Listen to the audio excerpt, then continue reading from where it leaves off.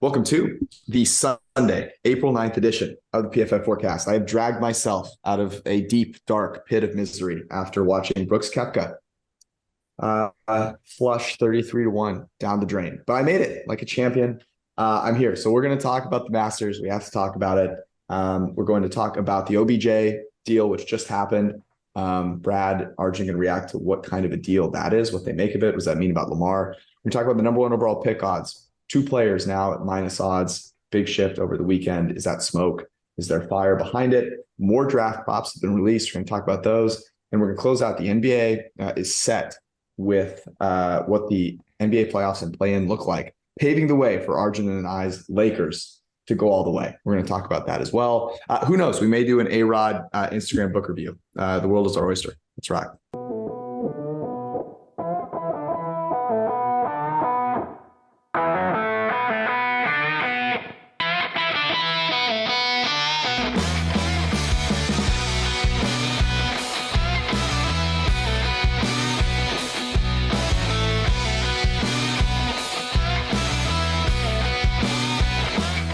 Brad, I hope that your Masters week was better than mine. I know that Arjun's was. He didn't watch the tournament, and yet his brother from another mother, top 10? Sahith Theegala, ninth overall outright with a Tiger Woods-esque chip in on 16. It's pretty cool, actually. He said in his post round that like some fans were saying like do this for Tiger, do it for Tiger, and then he potted it, so it was pretty sick. But I will say, it was a great Sunday or great weekend, except for today was so annoying in classic Jordan Spieth fashion. So, look, I think we gave out some good plays. Obviously, when you bet golf and winners, it's going to be, long shots. Cam Young finished top 10. I think it was a good bet. He did start birdie, and I thought we were going to ride that off into the sunset. But I gave out three matchups. Two of them were absolute landslide victories.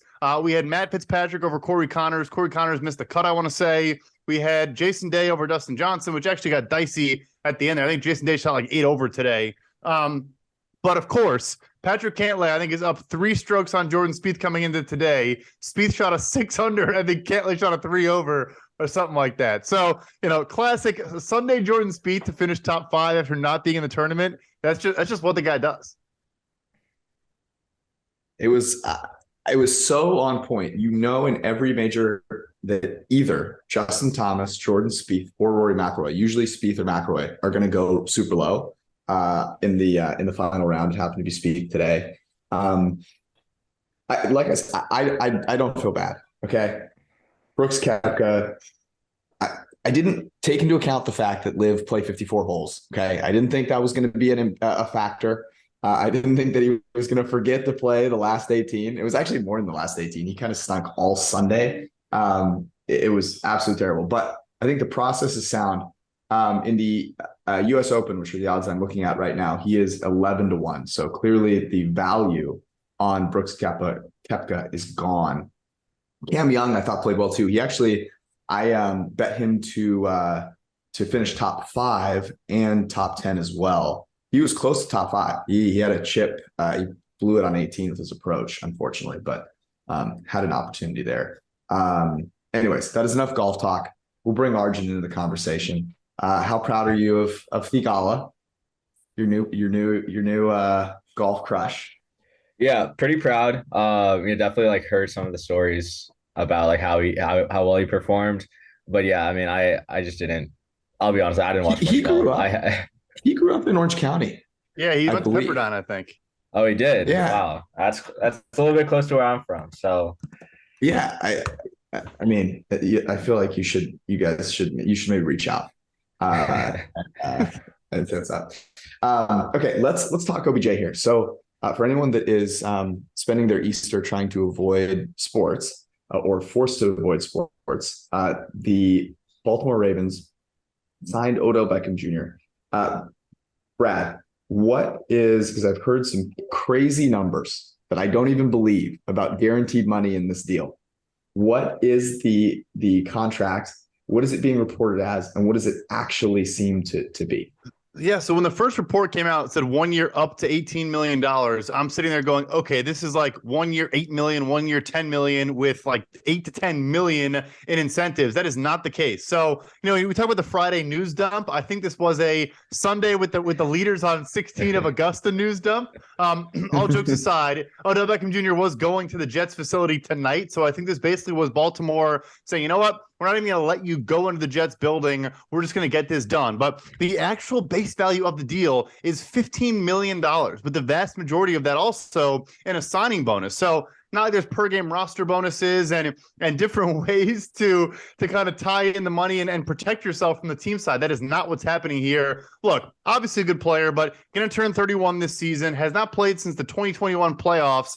Gets more money than any free agent wide receiver. If you want to compare it to, I think, the perfect comparison, Michael Thomas, same age, same injury situation, all that. His base value, ignoring roster bonuses, is $6.4 million. Like, Odell Beckham basically tripled that from a different team that doesn't know him. Look, the Ravens, they honestly have not been sharp in a little bit now, if I'm being frank. They are one of the smartest organizations. We do respect a lot of people there and what they do. But from an off-field roster construction standpoint, they've done a lot of things, that we kind of, say are not the sharpest way to go about roster construction. So I think it is a gesture of faith towards Lamar Jackson. That alone, you could argue, has some inherent value. But this is an insane contract. And I can tell you for a fact, a handful of teams had offers about 1/3 of this on the table. And, the Baltimore comes in and triples it and gets it done.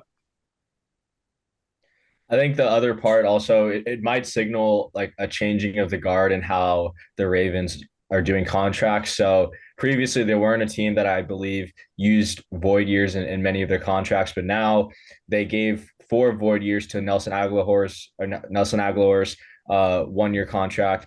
And with this contract, with a $13 million signing bonus, I'd imagine they're tacking on some void years there as well. Brad, you can correct me if I'm wrong there. But yeah, it is a deal where I couldn't see any team matching that. It is a value where like he better be playing like a large majority of the snaps. He better go over at least like 1,000 yards. But it does seem like a move to appease Lamar. Only a 1 year deal. So if he outperforms the deal, he's probably gone in 2023, and you're gonna get or 2024, and you're gonna get a comp pick for him. But yeah, I can't really justify the value of that deal, and giving him that much in base value is something that no other team was willing to do. I don't think the Jets would have been willing to do that. So definitely a very interesting move for them, and curious to see how they incorporate him into Todd Monken's new offense. Will you explain void years, Arjun, for people that members of the printing press that may not know what that is? Because it sounds, I gotta be honest with you, the first time I heard it, I was like, that sounds like voodoo magic that the New Orleans Saints and only the New Orleans Saints would come up with and figure out. I think it was in respect to the Taysom Hill deal, but explain what that means. Yeah, so void years is basically a way that teams can spread out a signing bonus into future years that it helps to save some money against the cap in the present, and you'll eventually push some money into the future. And creates what it's called void years, where a player is most likely to not be on the roster, but they're still going to count against the cap because you're spreading this cash in the form of a signing bonus over a set amount of years. I think the max number is 4. And so the Ravens are doing this because they need to be able to fit Lamar's contract onto their cap. And so they're able to spread out that $13 million signing bonus. I'm assuming they're going to use void years for OBJ. So spread out that signing bonus over a set number of years to help smoothen the cap out this year. And as the cap is exponentially increasing, those void years, or the void cap hits, as you could say, they're not going to matter as much because the cap is going up and up and up. So it's sort of, I think, a thing that some of the sharper teams have been doing in the league. Like the Eagles have been doing it for years. The Browns have started to do it since they hired Andrew Berry from the Eagles. And now that the Ravens are doing it, I do think it's, something that sharp teams are taking advantage of because of the rising cap. They can take advantage of some of these signing bonus that they spread out over multiple years when a player's not on the team. Yep. That's a pretty good summation there. Brad, is this a Lamar move? Has to be, right? Like it has to be. It simply has to be. There's no reason to spend, so you mentioned the void year specifically. So the signing bonus in this deal, which is what will actually prorate over the void years. We don't know the actual details yet, but they don't even have enough cap space without the void years. So they're coming. And Arjun is correct. The Ravens generally try to avoid using them.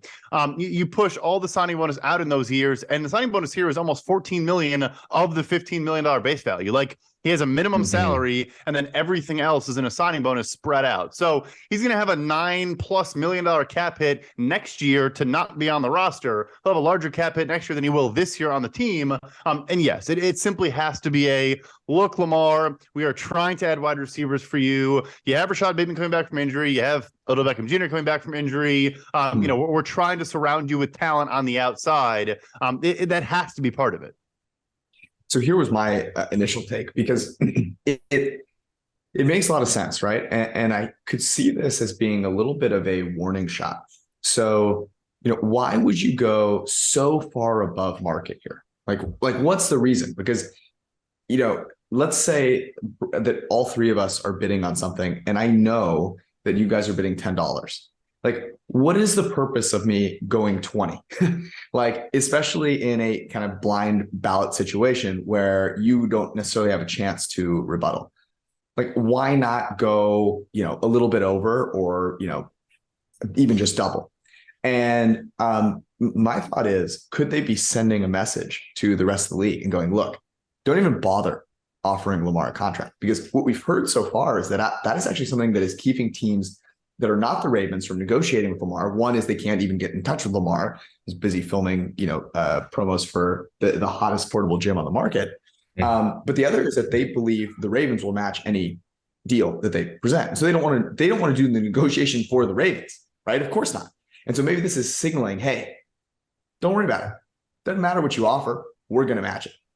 I think it's a very, very valid, perspective to look at. Also, I've seen a bunch of tweets to be like, oh, it's going to be harder now. Like, no, it's not. The Ravens are not going to sign a 31-year-old receiver coming off a torn ACL. It's going to make it so they can't re-sign their quarterback. Like, people, with all due respect, not trying to be a gatekeeper. Like, if you don't know cap and contracts, like, you can have comments. Don't make like these sweeping declarations like, oh, it's going to be impossible for the Ravens to match an offer sheet now. Like, that's just not what happened here. But I think that is fair. I think it is valid. But when you have the player himself and Odell Beckham Jr. tweeting out that someone offered him a $4 million contract, like, that's probably also why agents like don't want guys saying stuff. This was, probably a couple of weeks ago. Like, you as the Ravens know, you just offered 4 times what someone else's offer was. And look, the Jets do not really do that. Like, Joe Douglas is a very frugal, general manager for the most part. He does not, I guess they've overpaid on some players. Laken Tomlinson was an overpay. Alan Lazard was kind of overpaid. But nevertheless, like, they've generally been pretty solid in that regard. Maybe that is part of it. Hey, like, you can't touch this number, but it's still kind of crazy. I would imagine it's possible he didn't receive an offer for half this amount. That is nuts. Okay, let's talk a little bit about what we might expect out of him. Okay, because you mentioned the snaps, Arjun. How many snaps did he play last year? 0. Absolutely 0. 0 snaps last year. We've seen how many examples of players sitting out an entire year? I mean, the one that comes to mind is Deshaun Watson, who sat out an entire year, came back and was absolutely stunningly awful. We're going to see it with Calvin Ridley, but Calvin Ridley sat out for something, again, other than injury. This Odell's was part injury, part, not finding a team that actually wanted to pay him this year. So he has 0 snaps last year. The year prior, he played for the Rams, obviously. Now, interesting thing about that, about a 75 PFF grade that year, played pretty averagely throughout the entire regular season, missed a couple of weeks here and there.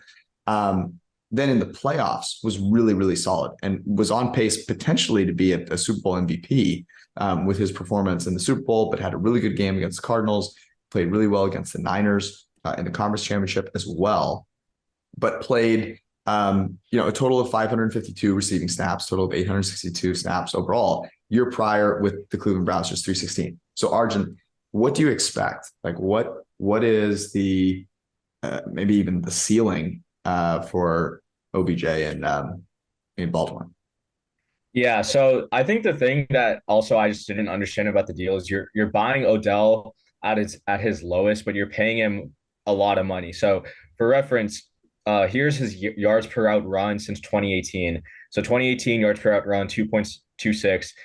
Then he goes to the Browns in 2019, 1.81 and 1.79. And then in his final year with Cleveland and the Rams, it was 1.57. So it's gone down like every single year of his career for the past 4 years. I think yards per route run publicly is the best receiver metric possible to kind of evaluate, and compare receivers. So it's a weird one. I'm not like they're buying him at his lowest and they're paying him a lot of money. I think they're going to be using him in a full-time role. You can't just pay this guy to be used in a rotational role. I think the interesting thing with the Ravens is they hired Todd Monken, who comes from Georgia, and Georgia ran a lot of 12 personnel last year. You talk about having Darnell Washington and Brock Bowers. I know the Ravens lost Josh Oliver to the Vikings in free agency, but they drafted 2 last year, and Isaiah Likely and Charlie Kolar. They have Mark Andrews, who they're paid top money for. I think it's going to be a lot of 12 personnel with Odell and Bateman being the 2 main guys, and then one of them can kick inside when Aguilar comes on the field on third downs, if they go 11. So I think he's going to be a full-time receiver, especially starting in the outside. And just because of how Monken ran his offense in Georgia, and because having Lamar means you probably want to have more of a heavier run personnel to run the ball, I think we're going to see him be used in a lot of 12 personnel situations where he's a little bit bigger than Aguilar, so he's probably a better blocker in that regard. So I'm not sure where his yards per route run will end up, or how if he's going to be able to return to form.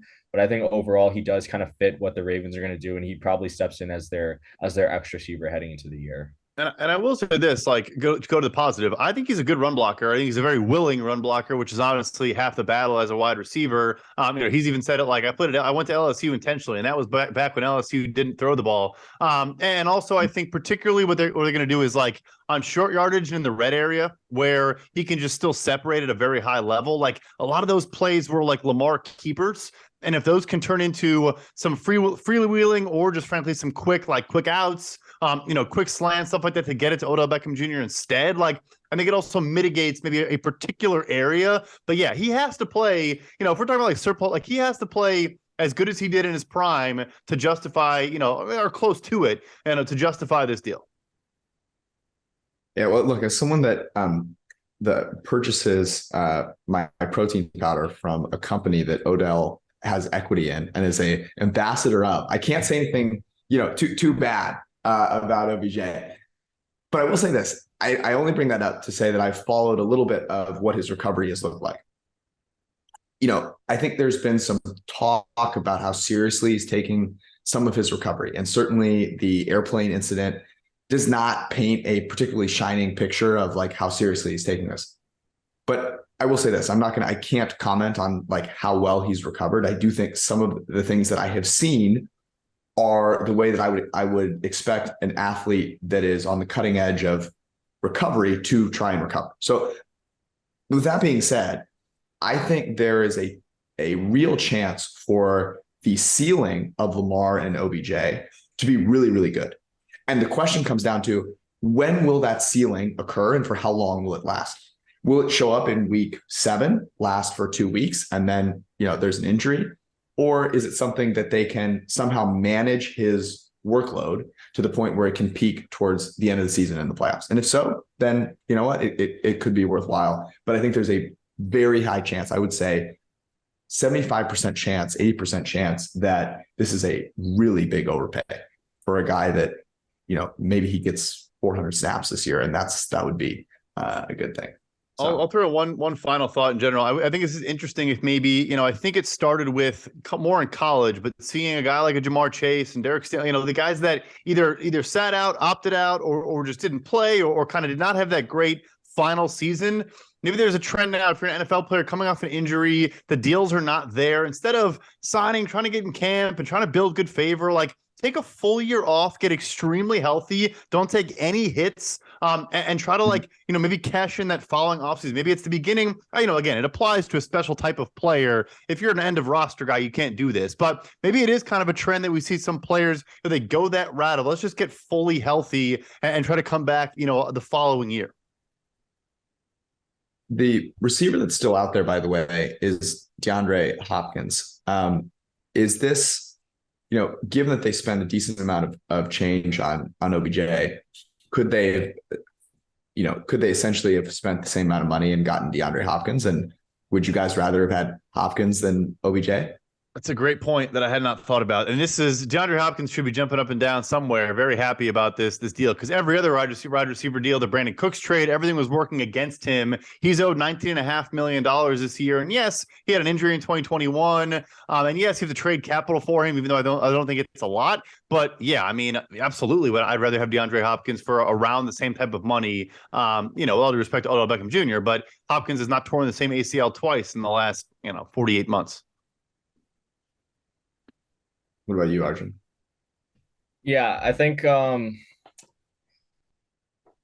wait, sorry, I just completely blanked. What was so it? OBJ or DeAndre Hopkins? Let's say that the Ravens could have had either one.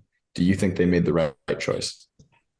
I think Hopkins right now is a better receiver than OBJ, but I think the problem is you'd have to give up draft capital for Hopkins. Then I don't know if he would require a new deal or whatnot. So it might be more overall value that you have to give up for Hopkins, because I think you have to take on like a $19 million cap hit in 2023, and then like it drops down to like 12 million or something in 2024. So I think his price would be higher in 2023 on top of the draft capital you'd have to give up for him. But as of right now, I still think Hopkins is the better receiver. His yards per route run are still higher. His PFF grades are a little bit higher than OBJ. So I would take Hopkins, even if he does cost a little bit more. But if you're factoring value into that, I think OBJ might be more of a value. But I still think they overpaid for him a little bit.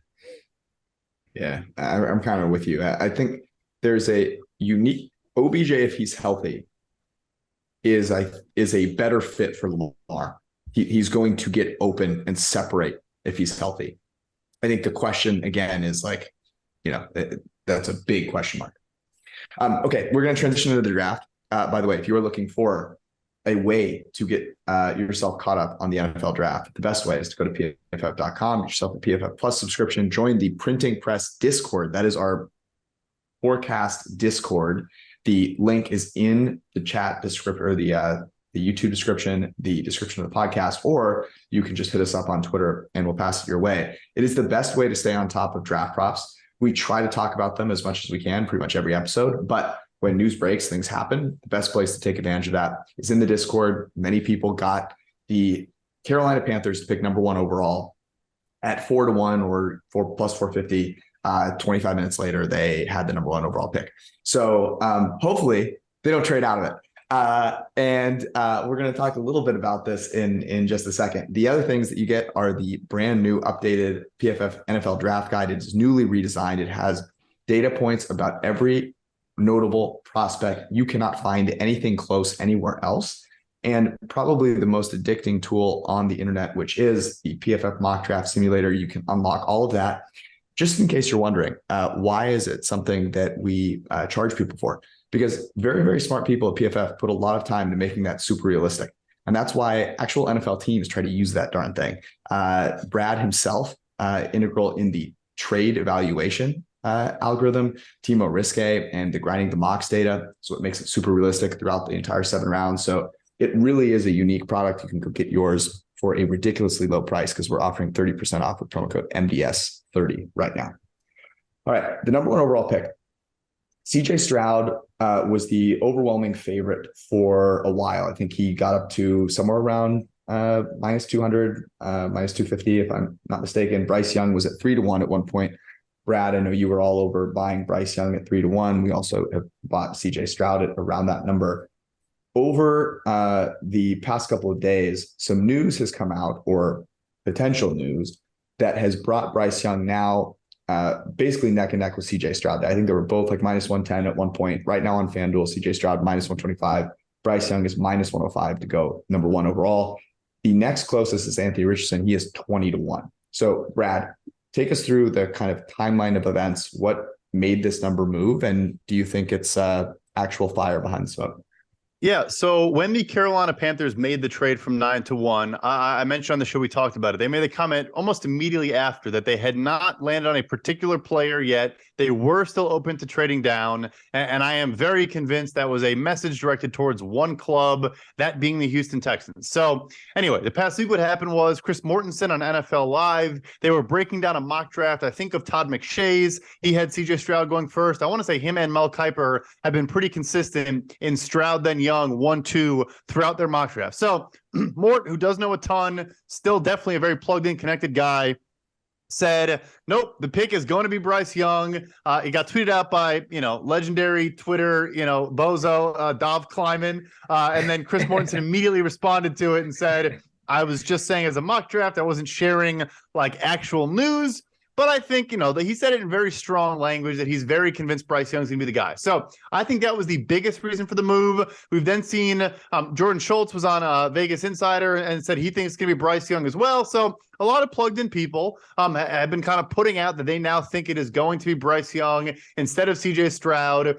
I want to say maybe like one of the NFL Network guys as well, maybe a Jeremiah or something like that. Also, I think it was Jeremiah, alluded to, I now think it's going to be Bryce Young. So there's been a ton of steam. They're now, like you said, both at minus money. If you've been a member of the press for the last month, you hopefully are sitting on 2+ money tickets. I have 330 plus 330 for Stroud and 3-1 for Bryce. So I hope you have similar values there. But that is why that has happened. And I'll tell you, I still, maybe I'm wrong, I think it could also just be ramping up the heat of saying, hey, hey, Houston, if you want Bryce Young, you got to come to one to get him. One last data point here that I think is notable. Lance Zierlein, who also is an NFL Network guy, who last year had Derek Stingley 3rd overall to Houston and Kenyon Green 15th overall to Houston. And a lot of people didn't have Kenyon Green in their first round of their mock drafts. And then obviously ended up being both correct. He is plugged into Houston. His most recent mock draft, and I think he's even kind of admitted it was a bit of a throw some stuff at the wall, kind of get weird with it. But nevertheless, he had Bryce Young first, and then he had the Texans taking Tyree Wilson 2nd overall. I think it is indicative of if Bryce Young does go first, Houston has a tough decision, and maybe do not go quarterback. Maybe they trade. Maybe they take Will Anderson, or I guess Tyree Wilson. Maybe Arjun can talk that a little bit. But anyway, that is the synopsis of what we've seen the last, week or so. Yeah, to kind of I think you covered the first overall draft market perfectly. This was something we talked about in our Slack chat, and I think I put it in the Discord also. But about 2 weeks ago, there was a tab on DraftKings. It was draft pick parlays, top 2 exact order: Bryce Young, Will Anderson, 100-1. I put just a couple dollars on it. When I checked it last before they took the tab off completely, it was 20-1 or even shorter odds than that. I think there is a great chance that if Bryce Young goes number 1, Houston is either trading out or they're taking the best available non-quarterback, which would probably be Will Anderson. I think he fits a 4-3 D end better than Wilson does. But like you said, Zierlein might know that Wilson might be the preferred choice by Houston. He is from the Texas Tech area, so he has close ties to Houston. Houston scouts might know him better than Will Anderson. So yeah, I think there is a solid chance that if you think Bryce Young is number 1 overall, you can also bet on top of that, thinking that Houston's not going to take CJ Stroud. You can either put money down on Will Anderson 4-1 on FanDuel, or Anthony Richardson 20-1 on FanDuel to be 2nd overall. But again, it's honestly what you guys believe, or what people believe to be the number 1 overall pick. If it is Stroud, it's probably going to be Stroud. It's definitely going to be Stroud Young, or not definitely. It's probably going to be Stroud Young. If Young goes number 1, there's a whole lot of possibilities about teams either trading up to 2. We could see the Raiders, maybe the Lions, Titans trade up to 2 for CJ Stroud or Anthony Richardson, or Houston stays at 2 and takes the best non-quarterback because of David Mulugeta and Houston's relationship from the Deshaun situation. So I think it's a really interesting market. I'm still with Brad that I think it's going to be Stroud at number 1, but the fact that Stroud and Young are both minus money right now, I think that's it. There has been a lot of market perception. And the one last thing I'll point out, every time there's been a pushback on Stroud, where Stroud goes down to minus 120, minus 110, there was one point where they were both minus 110. they've been bet back up to like minus 150, minus 160. So sharps have been hammering. I feel like the line when it gets down to minus 110, and there hasn't been a lot of pushback on Bryce, where he's continuing to rise like someone like Devin Witherspoon. So I still think Stroud is the favorite, and people who have like good insider knowledge and are betting these things are still waiting for Stroud to get down to like minus 110 and keep betting it back up. But as of right now, yeah, I still think it's CJ Stroud, and but there's a lot of possibilities that can come if it's Bryce Young. So my initial, the option that I think makes the most sense is the Panthers are trying to get some smoke going about, hey, we're going to take Young, try to seduce the Texans into doing something. But let's say that's not the case. So playing this out even further. So let's say that Bryce Young goes 1 overall. Okay. So the Panthers take Bryce Young. Texans are sitting there, as you guys pointed out. They're not going to take CJ Stroud because of the agent situation, whatever it is. Maybe they just don't like CJ Stroud that much. There's also this kind of, I don't really know if we feel like trading up for CJ Stroud or Anthony Richardson or any of these other Will Levis amongst the teams that might trade up. So maybe no one trades up. Okay. So if no one trades up to 2, let's take another pick forward. The Arizona Cardinals are sitting there. Cardinals, no dice either. So now you get to number 4. And this is where I think the value chain may not be hooked up correctly. CJ Stroud is 35-1 to go 4th overall. That's how I think I would play this, because you sit there and you look, the Colts are sitting there. There's been talk about Will Levis. There's been talk about Anthony Richardson. Maybe they just really like the guy from the state over in Ohio, and they just sit there and they take CJ Stroud and he goes 4th overall. I think that's a very possible way that this could play out. And then you have Seahawks at 5. Maybe they take Anthony Richardson, but that's how I would play this. So I actually think I'm going to make a little bit of a play on CJ Stroud to go 4th overall. It's 35-1. I still agree with you guys that Stroud is likely the number 1 overall pick, but I'm not betting it at minus 125. Already have, a lot of exposure there. So I think that's the way that I would play this. What do you guys think about that? What's the value on 3rd overall? I like that a ton, but what's the value on 3rd overall as well? He's 10-1. So 3rd overall is Richardson minus 135. This is on FanDuel, by the way. Will Anderson plus 250. Will Levis is plus 850. CJ Stroud is 10-1. I think that's really fascinating. Christian Gonzalez is 20-1, and Bryce Young is 25-1. So George, first, I love the logic there. I really do. I mean, I think, and even I'm, guilty of this. Like, I thought Bryce Young was the best prospect the entire time. And CJ Stroud I always liked, but before the Georgia game, I really was not like blown away by him. And as good as Georgia's defense is, and as big of a stage as that was, that's one game. You shouldn't, dramatically change your sample. And Justin Fields had an arguably even better performance against Clemson in his second to or his, whatever, and fell all the way to 11. Now, he may have fallen to 11 for like epilepsy and other situations going on outside of at least things that we know about CJ Stroud right now. But it might sound crazy having this conversation based on everything we've talked about the last month. But if we said, 10 weeks into the college football season, yeah, CJ Stroud might go 4th or 5th overall. I don't think any of us would even think it's weird at all, right? So we also shouldn't be buying into this narrative that we've kind of built the last month. I think it's very fair logic, because I do think if Bryce Young goes 1st overall, literally everyone's mock drafts and everyone's everything, throw it out the window. Yeah. I mean, it's March Madness 2023 at that point. Yeah, it's very fascinating. But I love the kind of thinking about the downstream impact, because that's where you're going to find some of the value. Obviously, the number 1 overall pick is going to be well thought out from a betting market perspective. Number 2 as well, so on and so forth. And as it goes out, there's going to be kind of less sharpness there. Let's cover some other markets, though. Our resident draft prop scavenger, Arjun Menon. Yes. Arjun, what caught your attention over the past couple of days? Yeah, I want to start with one that we fed to the press. Hopefully people were able to tail it, but it was Ravens to draft a cornerback with their first pick. It opened on FanDuel at plus 350, gave it to the press, put it on Twitter. It dropped to like plus 250 in like 15 minutes. OBJ, and at that time, receiver was the favorite. I think actually like before the pick, it was like minus 150. or not before the pick, before the signing, it was receiver to be the first position taken by the Ravens was minus 150. It's now completely flipped after the OBJ signing, where corner is minus 125. So got some really good closing line value there.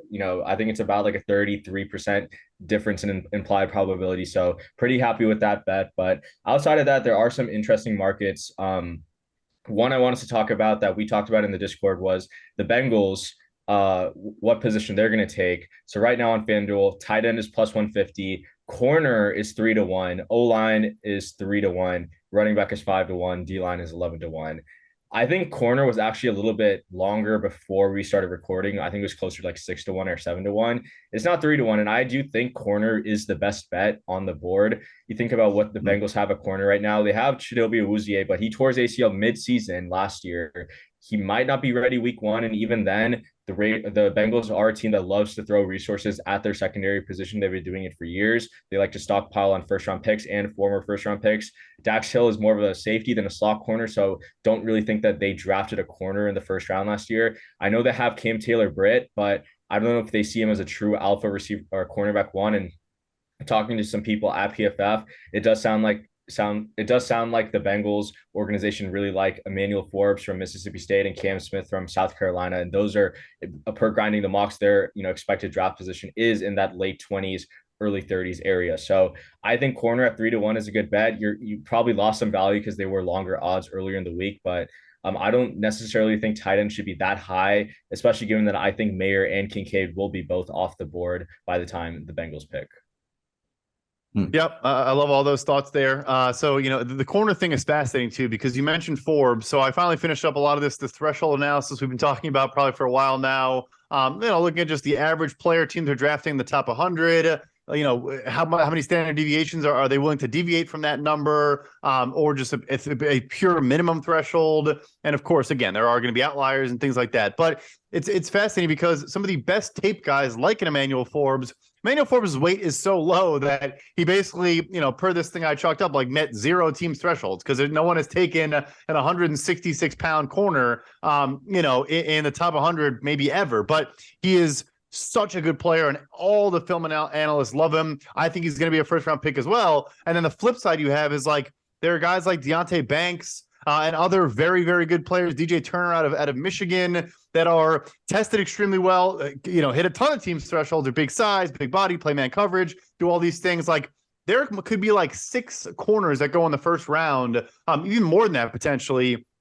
Keely Ringo's a guy who did not play very well, and a lot of, again, film analysts kind of poke holes in his tape at Georgia, didn't get better as time went on in Georgia, but literally meets all 32 teams thresholds. Like, so it kind of goes back and forth where like there's both the traits guys and the production guys. And I think there's going to be very good players sitting there at 28 potentially for, corners, because we're not going to have like, 8 teams before 28, take a corner. Mm. Yeah, it's really interesting. So the threshold stuff is fascinating. We had what is by far the best threshold write-up of all time. I think it was the last episode, which is the Bill Parcells threshold for quarterback play. I'm applying that to everything in life now. And so I'm only talking to people that have started 3+ years, 25+ games, eat 3 solid meals a day, all of those different things. But it is fascinating because one of the things, Brad, that you talk about a lot that I think has really helped us, I just actually talked about it with our mock draft sim, is we at PFF tend to try and ascribe the ideal way of doing things on teams. Like it's like the coaching your bets thing, right? It's like, well, the Bucs just didn't run the ball on 2nd and long so darn much. This would be a great bet. But it's more valuable to actually kind of dig into what teams do and how they think. And so trying to get inside their heads. And I'm curious from both of your guys' perspective, like the Jimmy Johnson chart is a good thing. And you brought this up, Arjun, which is it appears that most teams still use it. But you can find these situations where there clearly are teams that are not using it, know the other teams are using it, and are finding deals that are plus EV for them. And in the minds of the other team using the Jimmy Johnson chart, plus EV for themselves. So it is really valuable to think about the way that teams might actually approach this. What would your guys' guess be, or educated guess be, on the percentage of teams that are actually doing like this kind of analysis that is helping them pick players in the draft. What do you guys think? I'll jump in first here. I mean, I do think some of it is tied to the old guard. And I will say, so I like the rookie wage scale. You can follow GMs from where they're from, their philosophy. I get that. I didn't. I think scouting departments, and a lot of these scouting departments have guys that have been there for 20, 30 years. Like, I think they genuinely do have, like, we don't take tackles whose arms are not 33 inches long. We don't take corners that are at least 31. Like, those are just two examples. I think that is a genuine thing, especially with premium draft picks. But I'm guessing, and this class is going to be a great test because there are so many outlier guys in this class at every position. Bryce Young, Devin Witherspoon, Kalijah Cansey, Peter Skoronski. Like, there is like a half dozen guys that we've never seen before, but they're such good football players. So anyway, to answer your question, I think it is real. I think it is real, but I'm sure there are some smart teams now, kind of like you're saying, where they can almost game it and say, this team might think that, we're not going to take this guy because we've never done this, but you know what? We're kind of moving away from these like hard line numbers. If it's close enough, it's close enough and we'll figure it out type of thing. Yeah, no, I'm with Brad. I think teams that have maybe larger staffs, larger scouting staffs or analytics staff, like they'll have people dedicated who are like, okay, this is what certain teams do. And we know they're probably not going to take a player like this, but this is, like Brad said, a very outlierish draft where you have players we've never really seen before at their size and speed and being mocked this high. I think it's going to be very interesting. I know, like, as a Chargers fan, there's certain receivers that it would be a shock for me if Tom Telesco took them, just because guys like Jordan Addison and Zay Flowers, they don't fit the mold of what Tom Telesco does with taking a receiver in the top 3 rounds of the draft. So I think a lot of teams have stuff like that, arm length. Like, I remember in 2020, the Panthers didn't see Rashawn Slater as a tackle because he had short arms, right? Even though the tape was there, like, we only see tackles with arms of this length. And like, they took like Brady Christensen later in the draft, but there are teams who will do that. And I'm not sure that's a great way of approaching things. Like, obviously, if a player's played well in college, it doesn't mean it will always translate to the pros, but there are teams that use the threshold stuff. And I know, like, it's going to be like, it should factor into what bets you make and how you do mock drafts, but it's not necessarily that's the mainstream people will necessarily think about. It's interesting. It's almost like people have a type, it's like, oh, this person has always dated blondes or has always dated guys with great facial hair, whatever it might be. Yeah, exactly. It's a shout out to the people on this podcast with fantastic facial hair. I think it's a natural, the reason I bring that up is because I do think it's a natural inclination, right? And so what I'm kind of interested in is, are these thresholds that you're talking about things that are thought of like on purpose, or a function of just the way that certain teams think about the ideal prospect for them, and it's like, to your point about the, and I think the reason that that's a possibility is, to your point, these scouting departments can exist for a long time. We think about a lot of these kind of turnover across, GMs or coaches and scouting departments with this longevity, and they just get set in their ways, and it's like, so you like blondes? Okay. Well, you like brunettes? All right, here you go. And that's just kind of the way the ball bounces. And so I think that's definitely super valuable. And I would guess, if I were to put a number on it, I would say it's probably 80%. I would say it's an 80-20 right now. I think 20% of the teams, maybe less, are making 80% of the plus EV moves that are out there, would be kind of the way that I would put it. You mentioned the Discord, Arjun, and I was with some buddies this week, many of whom are avid bettors. We were in Tennessee where you can bet legally. And we started talking about football because, of course, and I mentioned that we have a betting Discord. I was telling them some of the bets that, we've got down recently. And they were like, oh, do I have to get a subscription for that? And I was like, no. And then another buddy was like, so how much does it cost to join the Discord? And I was like, it's completely free. Are you serious? Totally free. It's free money, baby. So if you're not a member of the printing press yet, make sure you get involved. I promise I'll get hats online there soon enough. Any other draft props, guys, that we want to talk about before we pivot to my Los Angeles Lakers? Yeah. So real quick, I don't know how much money we're going to make off the bets we shared in the Discord. Off closing line value alone, we've definitely profited, but it's all about, teams pulling through for us. One last team position bet I did want to talk about is the New England Patriots. This one is a really interesting one to me because there's no clear favorite for what position the Patriots are going to take.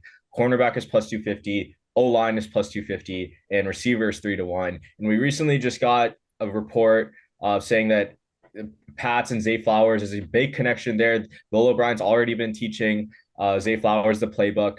Zay Flowers went to Boston College, so New England scouts. They're probably like I said with Tyree Wilson in Houston. It's a very direct connection. They can just drive over to see Zay Flowers play. So there could be a lot of love in that building because of how the past 2 years for him have gone. Regarding corner, it's a tough one because you have to find specific cornerbacks that fit what Bill Belichick wants to do, which is play a lot of man, a lot of cover 1, cover 3, leaving your corners on islands. So if there's not like a true out, like a Devin Witherspoon or Christian Gonzalez sitting there at 14, I don't necessarily think corner is going to be the pick for them. To me, I've already bet, and I think Patriots taking an alignment at plus 250 is what I would prefer to make this bet. They lost. They haven't re-signed Isaiah Wynn. They have Trent Brown starting at left tackle, but right tackle is still up in flux. I think they signed Riley Reif, but he's kind of like it's a 1-year deal. They have, I think, Calvin Anderson there, but both are on expiring deals and they need a right tackle of the future. According to Grinding the Mocks, Broderick Jones, his expected draft position is literally 14. Darnell Wright is in that 10 to 20s range.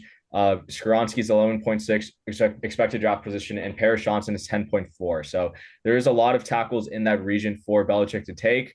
He definitely wants, with Bill O'Brien, I could see him wanting to improve the trenches. And so I think O-lineman would be the best bet here, but I'm curious to hear what you guys have to say with that. I think I might already also have a ticket for O-line for them. I think it makes a ton of sense. I had a trade for them, actually trading up for Broderick Jones, an article I put out last week. So I see all that eye to eye, 110%. You mentioned, there are a bunch of stopgaps to tackle. They do have a lot of them. They have like 4 or 5 guys. They also re-signed Connor McDermott, who they played at tackle. Like, they kind of threw a bunch of bodies at tackle, but I still think it makes a ton of sense to get a good young player in there to replace all those dudes eventually. I will say, though, I think Zay Flowers is fascinating, and I also think Devin Witherspoon is fascinating. Might surprise you because the Patriots, we know them as kind of playing a ton of man coverage. Again, I know there's no hard and fast thresholds, but Devin Witherspoon, because of his weight, technically only checked every single box. He also hasn't tested everything, but nevertheless, for the Patriots and the Steelers, among all the teams that are in that range, I think you could argue the Raiders maybe carried over some of the thresholds from New England. But nevertheless, Witherspoon to me is interesting because I'm sure I would wait for that one more on a direct team because I think you'd get a ton of value in everyone thinking, oh, Witherspoon's going to be gone on the top 8 picks. There's no way he's there at 14. And then also, Zay Flowers, man, the buzz is real. I think it's possible he is the first wide receiver drafted at this point. I really do. And I think New England could be that team. But if I was going on position right now, I agree with you. I would go offensive line. Zay Flowers. We talked about.